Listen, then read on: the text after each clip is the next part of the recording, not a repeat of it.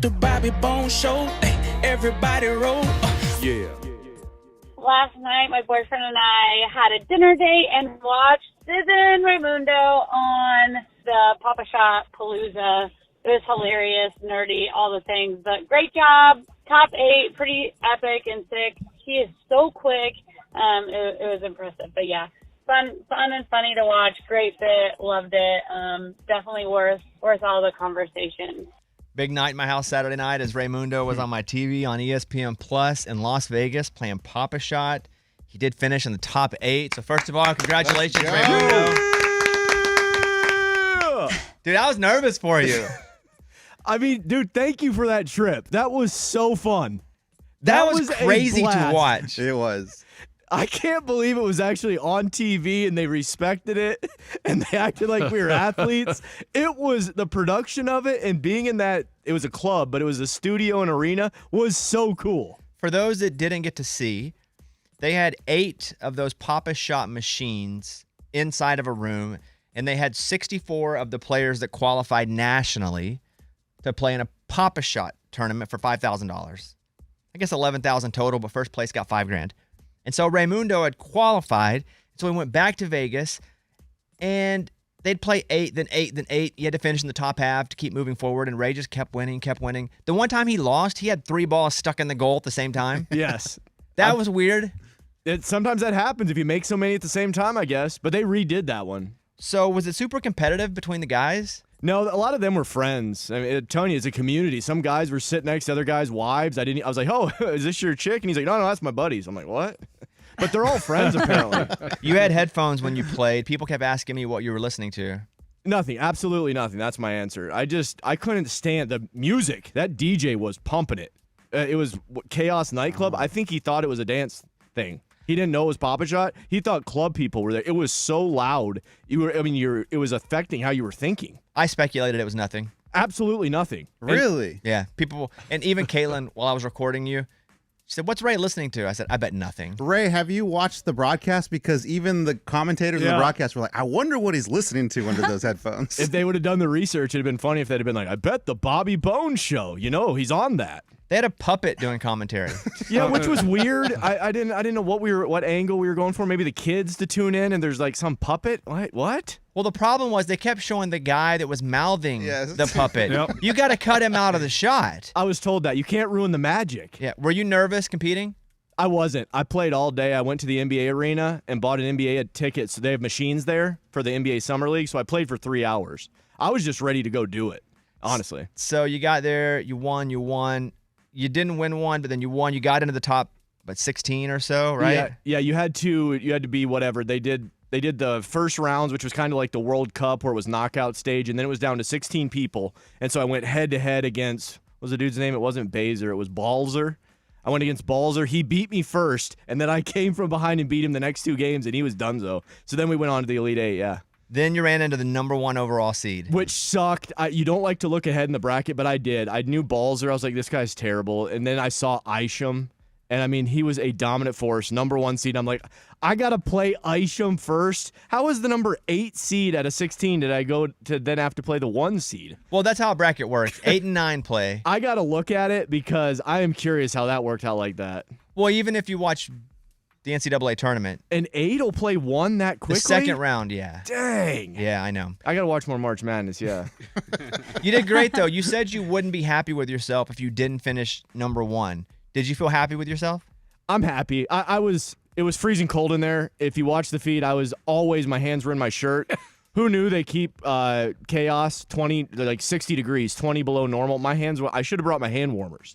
Of all the things I brought, I needed hand warmers, I needed lotion for my hands, I needed my lip balm, I needed Gatorade. They wouldn't let us bring any drinks in. I'm like, oh, cool, so I'm going to play basketball for 2 hours on vodka Red Bulls? Like, what? Well, it's a bar. You can get water at the bar. Yeah, but I don't want water. I want Gatorade. I want it. What these kids are drinking, Prime, electrolytes.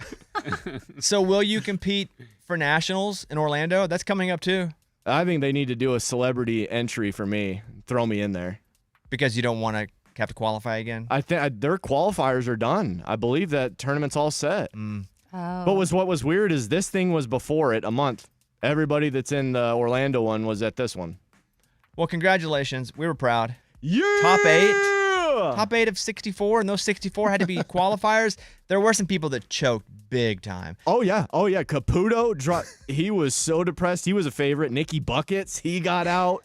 Nicky Buckets, man. And then my boy Lando, he made it. He was out earlier, but yeah, the Isham guy, he's a favorite. That Murph dude that won it all. He gets on the mic. He goes, "I'm a 45-year-old guy. I don't know if you saw it on the broadcast. He goes, I don't got a lot going for me. This keeps me competitive. Thank you guys so much." Was he the guy in the collared shirt? Yeah, collared shirt. He was like 5 Bud Lights deep and comes out and wins the thing. Oh, that's what I got to do lost? next year. What? That guy in the collared shirt was legit. Like, he didn't miss. Yeah, and I guess last year at Orlando he choked. So he whatever when it came down to it, he didn't do well, and so this year they said he's always this good. What did you do after the event? Murph, he goes, "Hey, Susan, I got an open bar tab. Anything you want, it's on me." I'm like, I like this rich Papa-Shot community. These guys got these machines in their basements, and they're all rich. I love these guys. Did you go anywhere else, or just go to bed after? Well, I went and did a shot with Murph, and I go, I'm good, man. The shot's good. And so then I walked around with it. They're called the Skyline Swishers. All these dudes from Denver that own bars. They go, "Hey, come to our bars. We'll pay for everything." They're like, "We came out here to Vegas in a limo." I'm like, what is happening? You guys' wives just let you play arcade basketball on the side? That's amazing. But I hung out with them at the Palms, and then I ditched them. I was like, guys, I got to roll. I got a wife to get home to. But you didn't, not that night. I did. I split. I had an early You flew home flight. the next day, though. 4 a.m. wake-up call. Oh. Okay. So I ditched those guys. Seattle Swishers at some pizza spot. Well, you did great.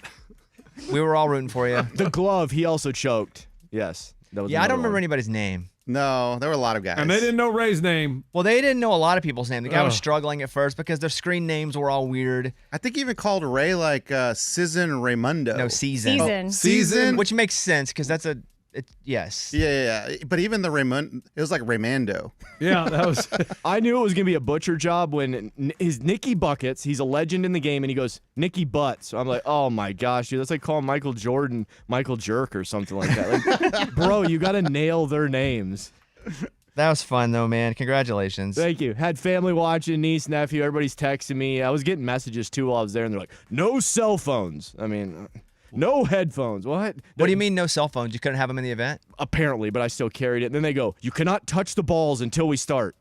That's a great format. You want us all to play ice cold. Cool. I did see some of the guys when they got up there. There was one specifically that was the first one to kind of break protocol and just start shooting as soon as he walked up there. Yeah. And then everybody else started doing it too. Yep, everybody's like, okay, we're not waiting for the announcer. Let's get some shots in because we haven't even touched these balls. The rims are different. The hoops are different. The balls are different. How they roll. It's a nightclub. We don't have any lights on the balls. So everything's different with any situation with those environments. So I feel for basketball players when they go to a different arena. It's all The different. same. Yeah, same deal. NBA players going to different cities, the same as that. It's different because I was putting up 170s at the UNLV place. I go there, chaos, different lighting. You got girls, the dancers wearing no clothes. You got no lighting. You got a puppet doing commentary. You got a guy that's a puppeteer and some little doing it with his hand up his back. It was odd. Well, I never thought on a Saturday night at 10 p.m. I'd be watching a Papa-Shot mini basketball tournament rooting for somebody on ESPN. Yeah, and my wife, I don't even know if she understands basketball as it is. She goes, I tried to support you. Sometimes I didn't know if you won, if you lost. She's like, I got so nervous. Yeah, she wanted that paycheck. She wanted the $5,000. Well, Eddie and I were texting, did he win? Because they would cut off before they would show the scores. Sometimes we wouldn't even see the green or the red to see if you moved on. Yeah, Right. and the answer to that is it was tough for the in-house DJ. He was also telling us what we were doing, but he also needed to relay the scores to the people at home watching. And on me, I didn't know ever where the ESPN camera was. I was like, I should have played to the camera more because it was such a common camera. I think the ESPN camera was an iPhone. No, we saw the camera. It was a guy that had a roaming cam. It was the very end when I finally looked at when I beat the kid in the Sweet 16. I beat Ballers, or what was his name? Ballsies. I looked at the camera and I was like, there's the camera. I finally saw the ESPN camera 2 hours later. You did kind of pull a baller move after you won that Sweet 16 game against that guy. Yeah. Ray puts his hands up, goes, throws him up.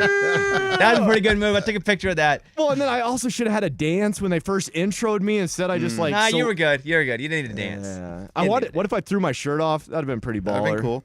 Yeah. I hope you don't give up on your dream. Well, the dream started in January. I look back. I bought the machine January 12th, and I put up 30 points. Insane. I was in a tournament. I could have put up 0. if you guys want to see the video, just go to our YouTube page at Bobby Bone Show, and you can watch Raymundo compete in Las Vegas in the Pop-A-Shot tournament. It was on ESPN. I tried to document the whole thing on my stories because I knew not everybody had ESPN Plus. Yeah, yours was hilarious and awesome. Lunch also, his was great because he was confused. He goes, "What was the score? What did Ray score?" They wouldn't show you, and it was just like, what? Did they? I have no idea what. They would never show the score. They would show side angles, so you didn't know what points were what. It was very frustrating. Yeah, it's like they don't air a lot of those. Not a lot of Pop-A-Shot tournaments. Yeah. Well, we're proud of you. Thank you. That was awesome. Go watch it on our YouTube at Bobby Bone Show. Let's play Tyler Hubbard now, Dancing in the Country. Bobby Bone Show. These two guys say they were switched at birth 38 years ago. They're suing a hospital in North Dakota over this. And so they're saying that a DNA test says we haven't been living with our real families. Here.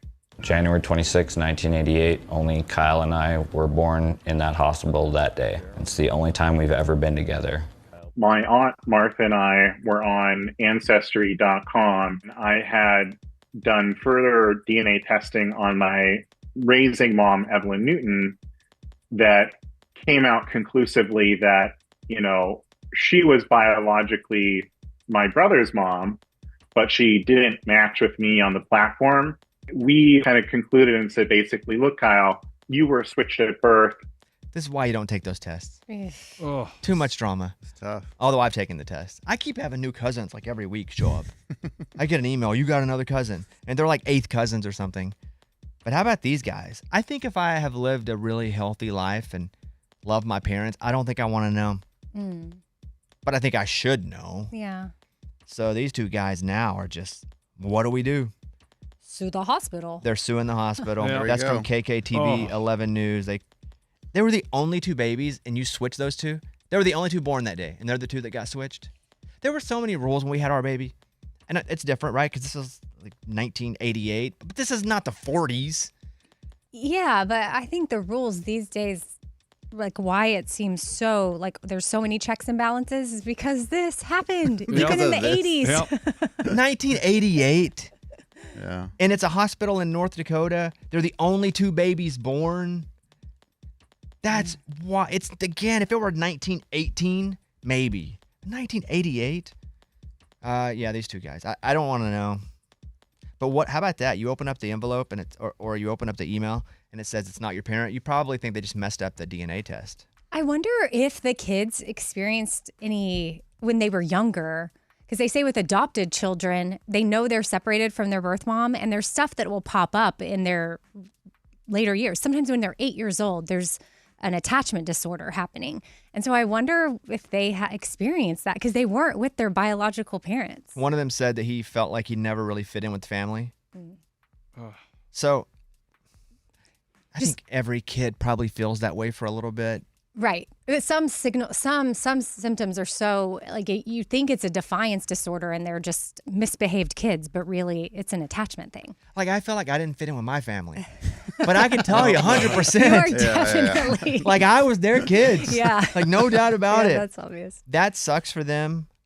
I think the positive is by finding out you at least can know your family history that helps your medical history. Like for me, that's been something that I don't know. I don't know a lot of my medical history because I don't know a lot of my family. So when they say, hey, did so-and-so have this? I have no idea. But yeah, that sucks. I just don't want to know. The hospital says it found no evidence proving it was responsible, but they acknowledge the heartbreaking situation, noting that records and staff from that time are no longer available. Oh. See, that's from the space shuttle 1969 when they lose everything, not from 1988. You were probably putting stuff in computers in 1988. At a hospital? That was the transition time. At a hospital? I don't know. No. I mean, I'm picturing manila folders A lot of them. and like a file cabinet. Yep. These poor guys. So that's what's up. What are you going to get out of a North Dakota hospital? Is it still running? Well, hospitals make good money, don't Yeah, they? But I mean, is it still running? I mean, They also spend a lot. I don't know. I guess it depends on how well it's funded. we'll play Luke Combs, Be By You. Right. Bobby Bone Show. Thank you guys for waking up with us.